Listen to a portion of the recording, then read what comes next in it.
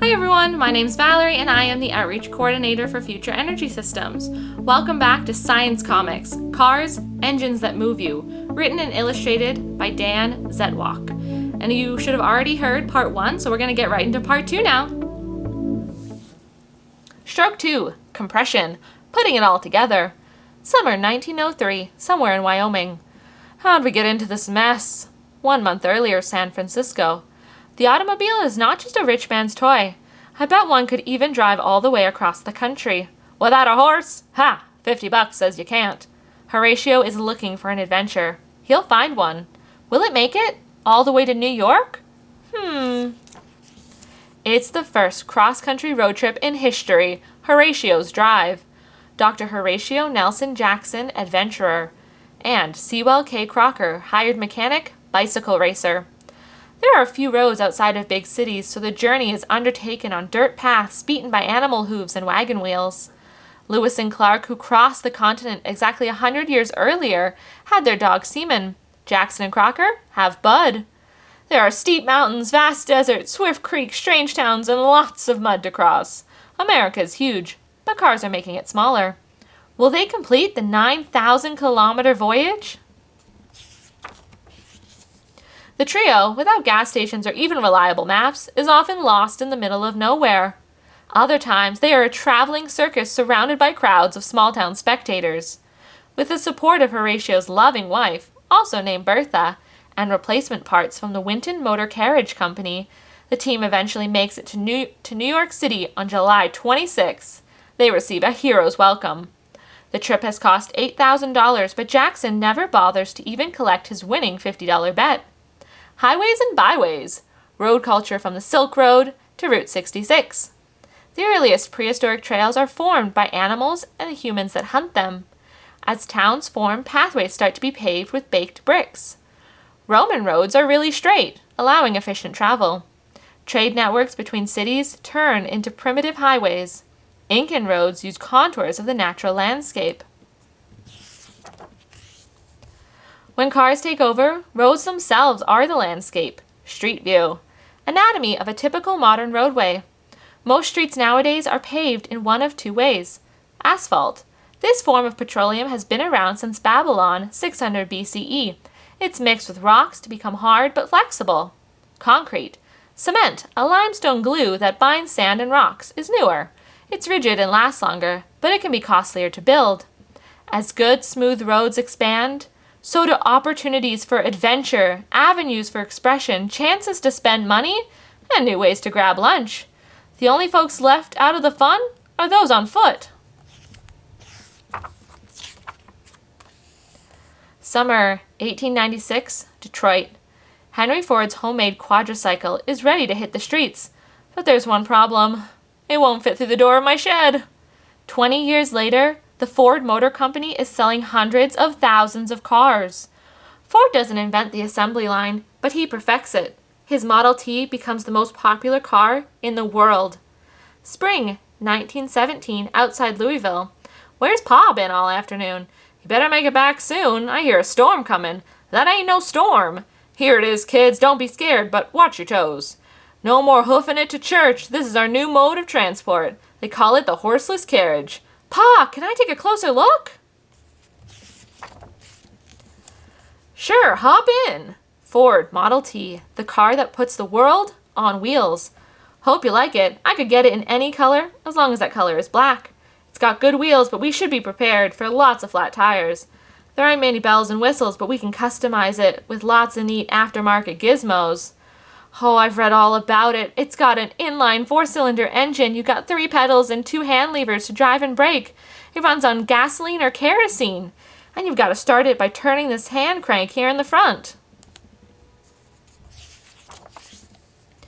So we're only gonna drive it to church? No, we'll drive into town for doctor's visits, see your cousins and Monkey's Eyebrow. We can use it here on the farm, too. We'll motorize milking the cows, churning the butter, doing the wash, making ice cream, even milk delivery.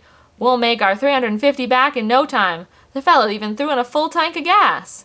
And when you kids are old enough and you've mastered the art of driving, maybe you can even take her out for a release handbrake, put it into gear with foot pedal, use the throttle to give it some gas. I'll be back soon. Look, Pa, Lizzie's gone and taken off. Transforming car bodies. The automobile constantly mutates, inside and out. Here's a chart showing how the most visible part, the body, has changed over time.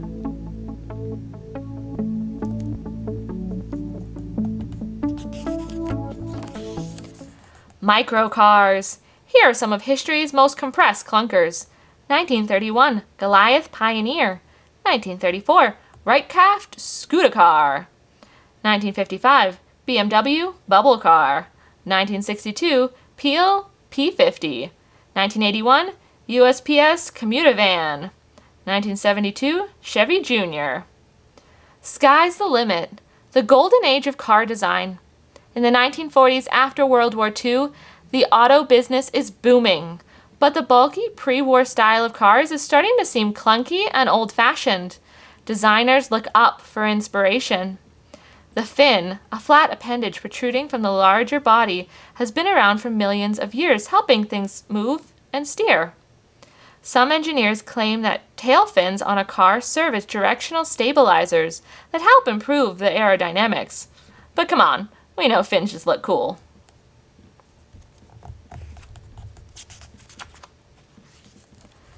The high-flying look takes off, and we see rise of the 1950 car culture.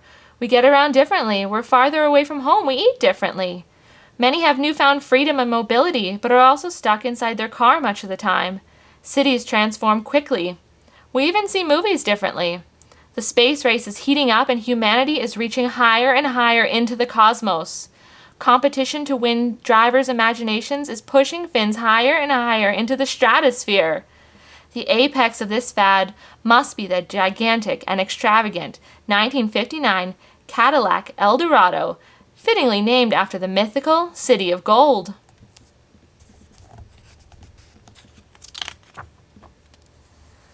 Beyond the illusion of flight, some cars are really trying to drive into the clouds. For now, though, the closest we can get are fancy doors that appear bug-like or bird-like. Real science fiction will have to wait. Fins fall out of fashion, and after reports of injuries, they finally become extinct. These shifting tastes and style help carmakers sell new models every year. This is known as planned obsolescence. Pareidolia is the phenomenon where a mind sees a face where none exists. Or does it? Here's a look into car faces. Early headlights are glowing eyes, bumpers are metal mouths, nostrils add flair. Some are friendly, some are angry, some are fish-like. It may be cross-eyed, sleepy, or mustached. Some are alien bugs, some are robotic. This one's literal. We've examined their bodies and studied their faces. Now it's time to dissect the heart of the automobile. Anatomy of an engine. You have cylinder heads, engine blocks, cylinders, spark plugs, valve train, distributor, pistons, oil pan, filter, and pump. Fuel pump, crankshaft, camshaft, timing chain and gears, alternator, intake manifold, air filter, carburetor, and water pump.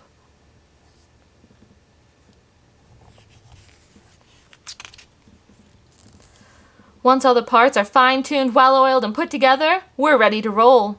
The engine we've assembled is one of the most popular of the time, the Chevy small block V8 engine.